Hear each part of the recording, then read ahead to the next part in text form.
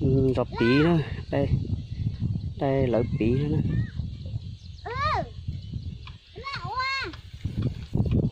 Cho nên có sao nó chọn chú lợi bí nào đó sao luôn nó vô đó rồi sáng này chú này. Ừ. Chú đấm phong là gì bí kia nữa. Ừ. Chú sao vốn nào nè.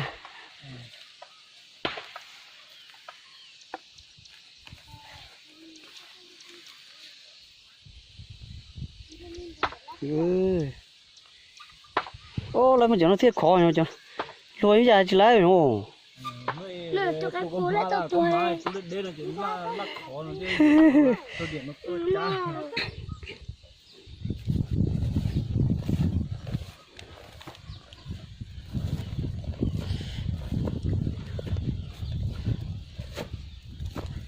Cho nhu nó này đi đó. Ba nhu nó này đó.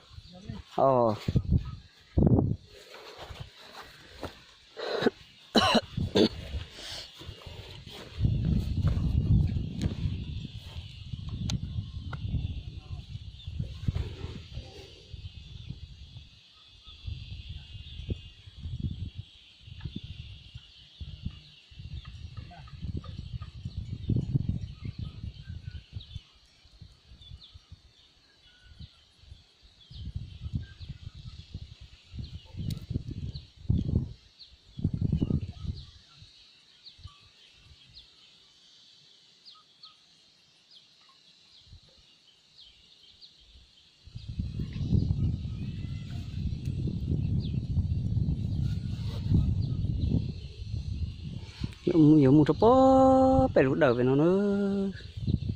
xin tôi mua là nó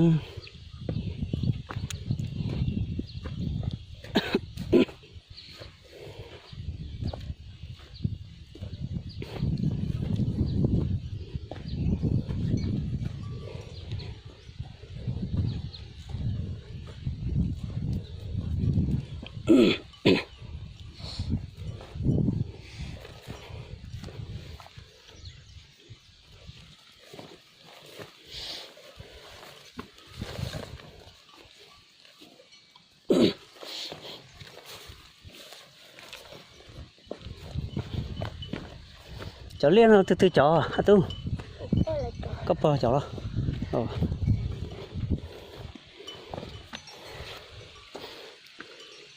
Mua rau nhiều cái nữa anh mò cho nên nó mò nhiều nông canh theo đó.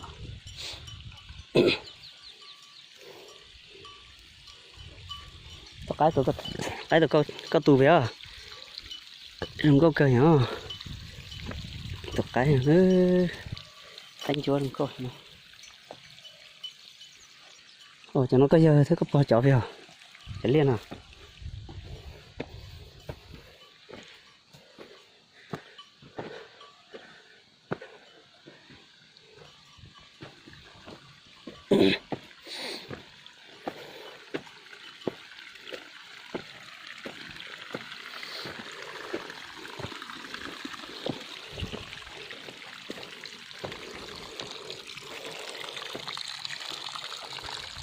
Bây giờ cắt chi nữa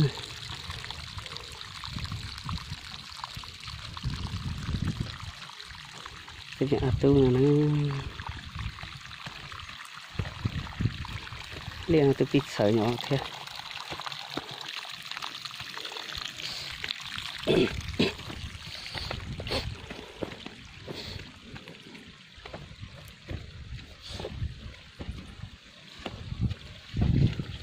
Ui lạnh nhá cái tàu ta xì rồng cờ rồi như thế nào.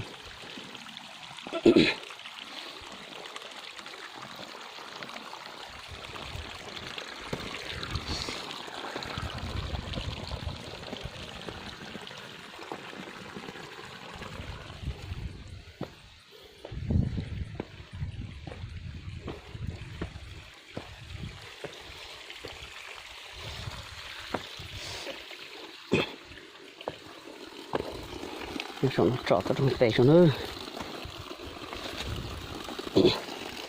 cho tao đặt lo nữa